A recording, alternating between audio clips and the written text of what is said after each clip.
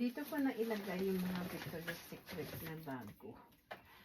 Kasi wala pa naman akong na family na extra dito. Hindi ko alam kung kailan. Pagka nakapasok na si Cody, guys.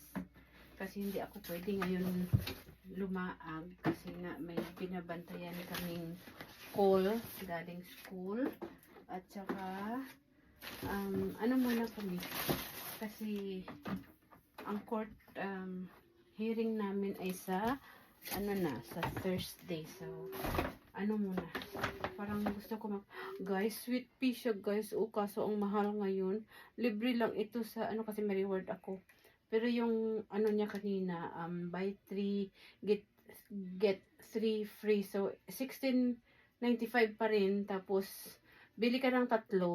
Tapos, yung libre niya. So, parang half noon. Parang $8. Something like that. Basta mahal siya.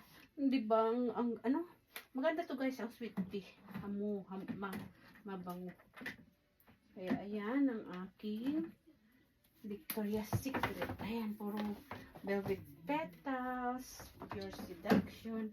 O, diba, marami akong stocks na naman. Pero alam nyo, kinuha ko yung yung spray na shimmer, tsaka lotion. Ayun yung gagamitin ko para medyo O, diba? Yun ang ayan. Shimmer siya. Parang, ayan na lang. Si velvet petal. O, diba? Ayan. Si pure seduction. O, marami-rami na naman ako. O, diba? Doon ko sana ilagay ka. So, bukas na lang. Ayun na guys.